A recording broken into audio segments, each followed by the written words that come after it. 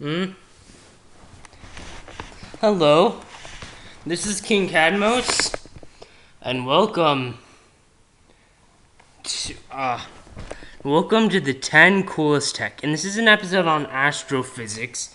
And did you see the blue dot? But the point is need to plug this in.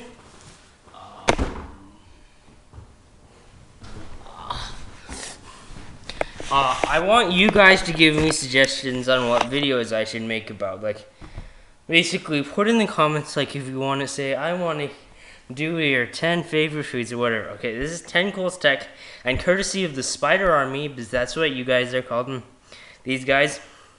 And there is what I wish I looked like. Alright, to business. Virtual reality. Now, the only reason this ended up so low on the list is that it already exists to a certain extent. Not only are there obvious things like the Oculus Rift, but if, say, you went to, University Studio or somewhere like that, I don't remember whether it was University Studios or Disney. A lot of places have 4D theaters where, they spray water on you and throw soap on you and stuff. But that's not real virtual reality. What I want is to have an actual, a situation where it happens in, there's a device inside your brain, so it's 100% indistinguishable from reality. Basically like the Matrix, except the Matrix has a lot of glitches. That's how Neo, dodges bullets and shit. I'm talking about, 100% indistinguishable from reality. Alright, lasers. This is the laser screwdriver from Doctor Who, and with lasers, this is just self-explanatory. Just to emphasize, lasers, it's gonna be a long time before we sorry about that. Before we were able to build either handheld lasers for infantry or space, but if we're talking artillery, that's going to be coming down really fast. Obviously, I don't just mean shooting down missiles. I literally mean incinerating lasers. That's going to be possible very soon. Invisibility. Now, I'm not sure whether this is actually real. I don't think this is real. But I do know that they have developed, some people in Japan are so smart, have developed, and if it's not real, I don't know where this is from. I should have looked that up. They've developed an actual invisibility cloak. Unfortunately, you can still see the cloak, but they can't see you. So with a bit of work, yeah, but personally, my vision of invisibility isn't like going around something. I interpret it as just basically being like a chameleon suit, and it can detect the light in the back and produces the same colors in front. You see, if it's just bending light, well, you see the problem here. You can see, even if her head wasn't visible, you could still see that there was something weird about this tree. And if in advanced society, that's a dead giveaway, but that's accustomed to this, that's a dead giveaway. So what you need is genuine invisibility, as in chameleon suit. Teleporter.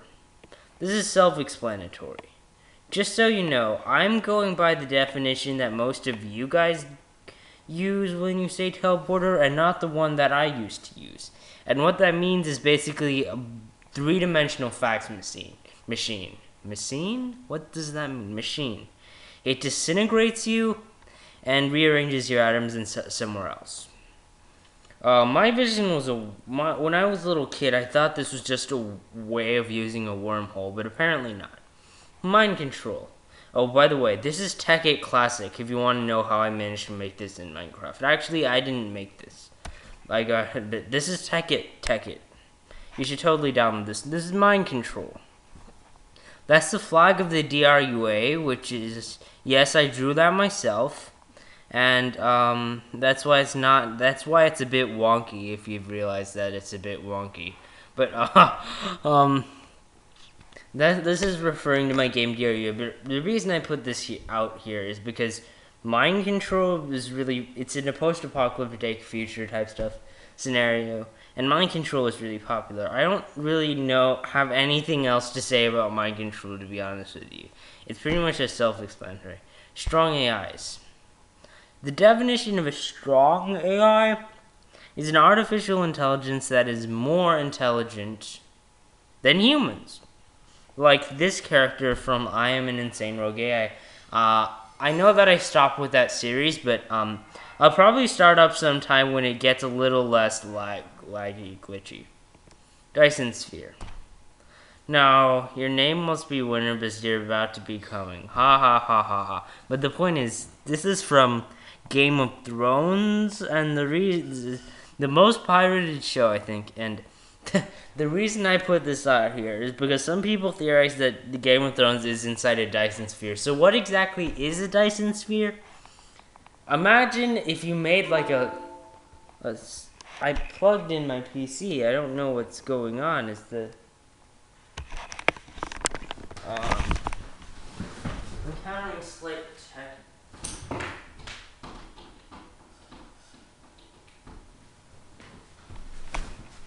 Okay. Had to unplug the lamp. Okay. Your name, Dyson Sphere. Imagine if I made a sphere made out of solar panels around the sun and collected all its energy. That could produce a ridiculous amount of energy, allowing for interstellar drives. What this means, this is from Spore. I don't know how you make this effect in Spore, but the point is that's another game that I'll be uploading very shortly. Yeah, interstellar drive means that you can go faster than the speed of light. No, not necessarily. Okay, it means you can go to another star system, but I'm going to tell you some ways I know how to do this. One is you can do what they're doing, and I think this is my theory of what happens in Spore, is that you actually go, well, this is probably not what, this is just the coolest way of doing it is to go into an alternate universe, and that's actually very close on my list. That's number 1 on my list, but, why did I spoil it? Go to an alternate universe where distances are shorter and come back. Sort of like in Warhammer 40,000 or Minecraft, where you go through the nether 8 blocks, but second way of doing this, and by the way, you're probably going to combine all of these, is, we all know, just freeze the dude. Now, some people will say that, but if you're frozen, all your cell membranes are going to burst and you're going to die. Well, here's a theory.